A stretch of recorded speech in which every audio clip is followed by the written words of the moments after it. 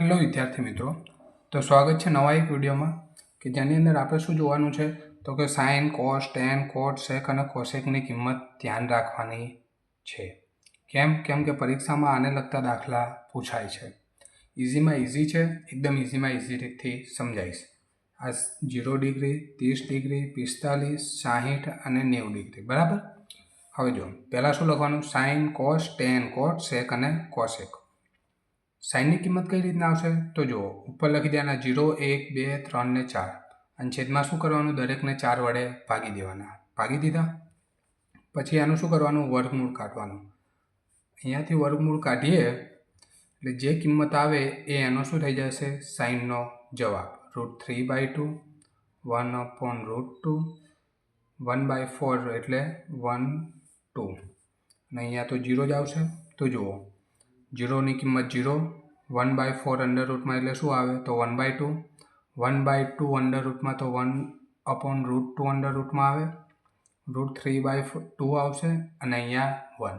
હવે એના ઉપરથી આપણે કોસની કિંમત મેળવી શકીએ. કેમ કે 1 is equal two sin² plus cos². તો એના ઉપરથી કિંમત આવશે 1 √3/2, 1/√2, 1/2 અને 0. હવે સાઇન અને કોસ ઉપરથી આપણે ટેનની કિંમત મેળવીશું.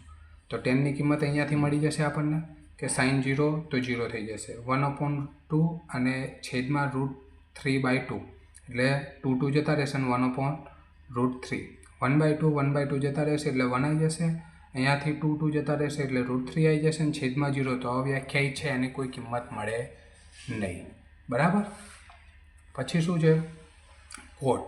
તો ટેનનું વિરુદ્ધાર્થી કોટ. tan into cot theta is equal to શું થાય? 1. એટલે ત્યાંથી એનો વિરુદ્ધાર્થી મળી જશે આપણને. તો કે હા. Sec theta is equal to શું થાય?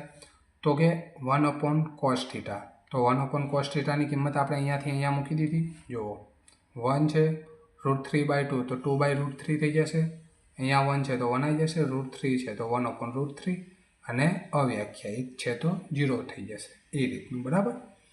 હવે શું થશે? Cosec theta. તો cosec theta is equal to શું લખાય? તો કોસનું અહીંયાથી અહીંયા થઈ જશે, ઊંધું લખી દેવાનું, 90નું અહીંયા આવી જશે. સાઇનમાં જેવું કોસનું થતું હતું, ટેનમાં જેવું કોટનું થતું હતું, એ જ રીતના શું થશે? સેકનું કોસેકમાં 0 અવ્યાખ્યાયિત, 2, √2, 2 √3 અને 1. એકદમ ઇઝીમાં ઇઝી રીત છે. જો વિડીયો ગમે તો ચેનલને સબસ્ક્રાઈબ કરી દેજો અને લાઇક કરી દેજો.